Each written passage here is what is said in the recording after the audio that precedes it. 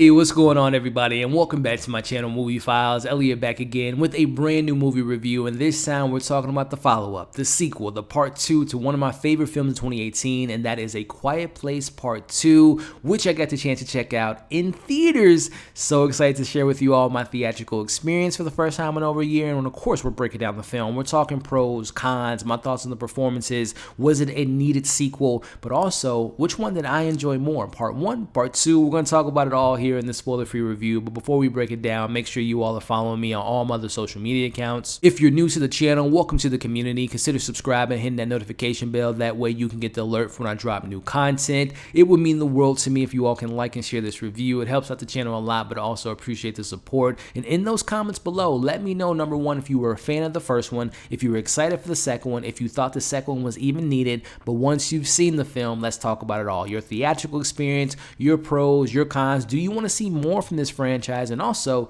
which one did you enjoy more? Part 1, part 2, let's discuss it in the comments. So up top, I want to this little quick story. Long story short, I have a bit of a history with this movie. It was just like it was yesterday.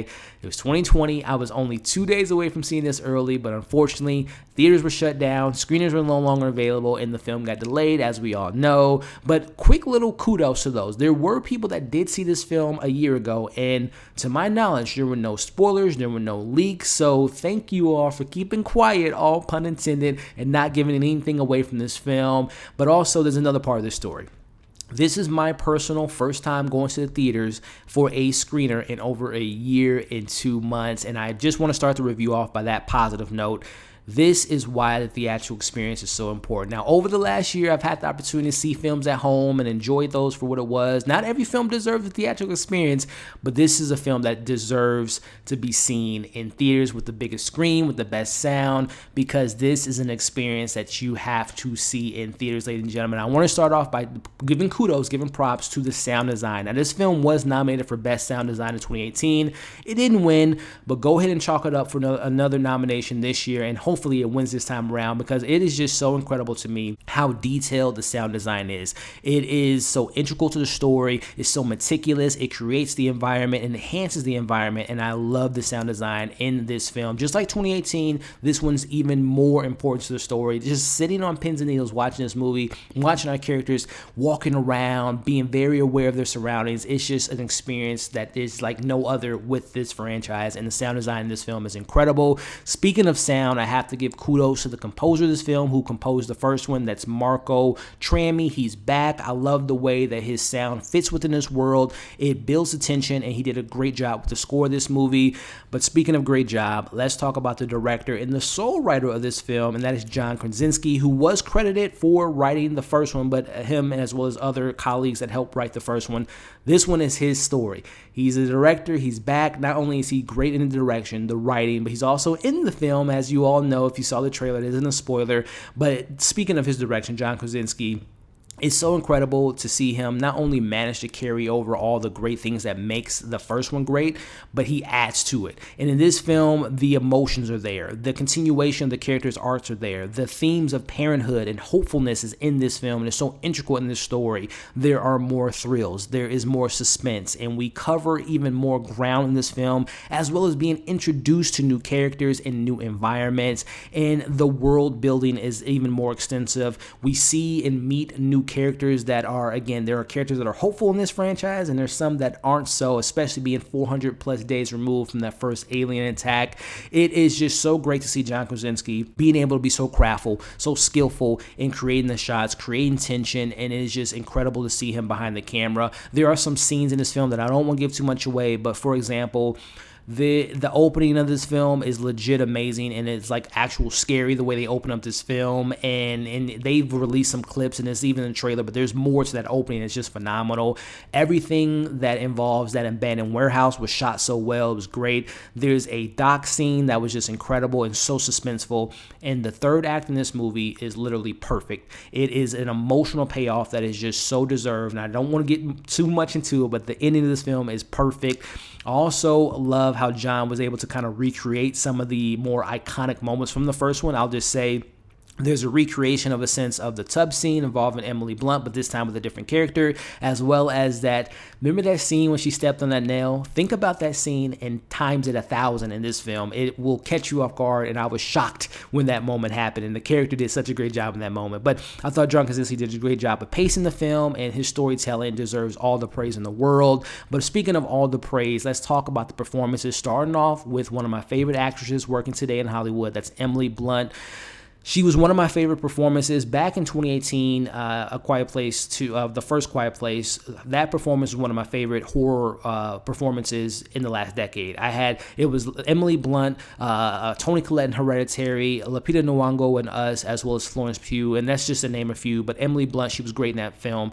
She's even better in this film in regards to she's back to that mama bear mentality. She's doing whatever it takes to protect her family, and she doesn't have that safety net of knowing her environment like she did in the first one, because they had all the traps and all the different things that they can know what's going on. But this time around, she doesn't know her environment. She's new to this, and she does such a great job. Emily is so great in this role because there's not a lot of dialogue in this film, as we know from the first one, and the same thing with this one. But it's more so it's her way that she evokes emotion through her eyes, her impressions, the sense of urgency that she has, and her performances and the nuances is just incredible. Emily Blunt, you're so great in this film, and she's just a great actress in general. But we also have a newcomer that I want to talk about here, and that is Cillian Murphy, who, in my opinion, he's so underrated. I've been a fan of his since 2002, 28 Days Later, and just everything that he's great. He's so underrated, but nonetheless, he picks his projects pretty meticulous. He doesn't always do a lot of stuff. Like, I think he should be in more movies, but he picks his projects very detailed, and he fits this franchise like perfectly like a glove. You learn his backstory, you understand his motives, his character arc is really well done. The chemistry he has with another character in this film and the mission they were on was so engaging, so thrilling. He was great. But I got to talk about the stars of this film and the potential characters that could carry this franchise on if they continue to do so, and that is Millicent Simmonds as well as Noah Jupe. They are the stars of this film, ladies and gentlemen. Speaking of Noah Jupe, who has been working with people like Emily Blunt, John Krasinski, Matt Damon, Christian Bale, Nicole Kidman, Hugh Jackman, James Mangold, and his performance in Honey Boy. He already has an impressive career, but he is so great in this film. His future is very bright, ladies and gentlemen. I love where his character ends in this film. I love the responsibility he's given in this movie. I love the incredibly tense moments that he's involved in, and there is such an incredible arc that he has. It's so satisfying. It's so earned when you see the arc that this character has. I thought that he was great in this movie, but the lead of this movie, in my opinion, is Millicent Simmonds, who, oh my goodness, she was so great in this film. The way that the first part ends, she has this she wants to honor her dad. She wants to have hope. She wants to continue his journey, and hope is a big theme in this film, and I thought that Millicent did such a great job. Seeing her almost take on Emily's role from the first one and kind of protecting her family was great in this film. She was fantastic. She has one of the best moments in this film involving a dock scene, and in the third act, when involving her and her emotional payoff and her kind of character arc was so incredible. Again, there's a scene involving water that she was just great in, and I thought that those kids, which if you're a horror fan like I am, and horror and kids don't always mix well, but the kids in this film, Millicent and Noah, were absolutely fantastic. All the performances by even the supporting characters were just great. So those are my pros. You know, the performances, the direction, the sound design, all that stuff is fantastic. The suspense is there. I do have some criticism. Very minor things in the story. I mentioned how Emily Blunt is great. She might be just as good in this film in regards to just the emotions, the nuance of her performance.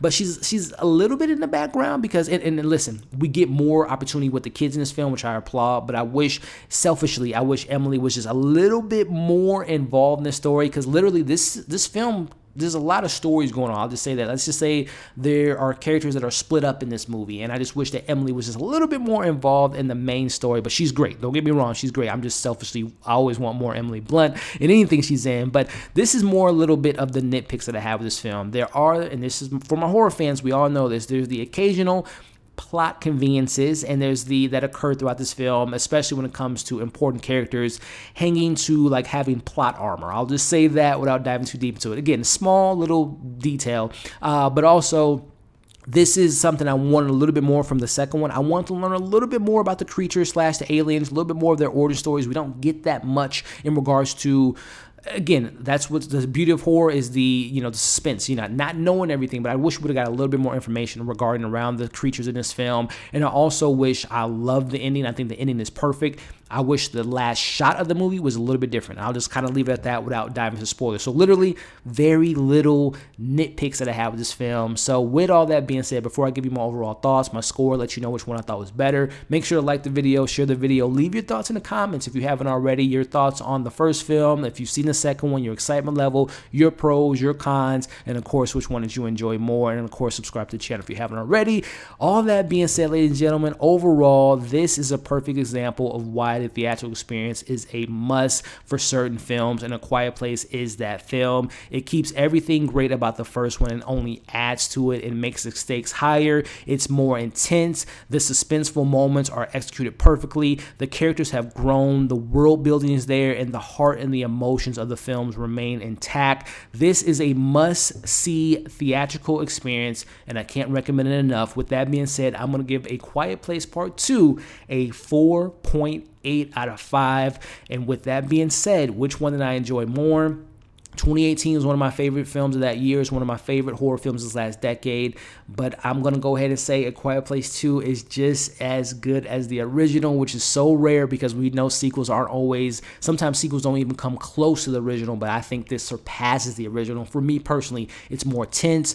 The character arcs are more amplified. The world building's there. It does open the door for more possibilities for a sequel. I think they already announced they're going to do a spinoff, but I can see them continuing this story. And I'm going to be there if they do continue this in the theaters. And if you have the opportunity to see this in theaters, if you feel safe, number one, if the theaters are open in your area, you have to see this in theaters, ladies and gentlemen. You will not be disappointed. You're here to hear first from Movie Files. This is the must-see movie of 2021. So that's my thoughts on The Quiet Place 2, but I want to know what you all thought of it once you've seen it. Again, let me know which ones you enjoy more. Where do you want to see this franchise go next? And let's talk about it all in the comments. Thank you all for watching this review. Make sure to like, share, comment, subscribe, and hit the notification bell. Also, keep an eye out. By the time this video is out, check out my review for Cruella. We got some good films to look forward to this Friday, so I hope you all enjoy that content. Hope you all are staying safe. See you all in the next video. Take care.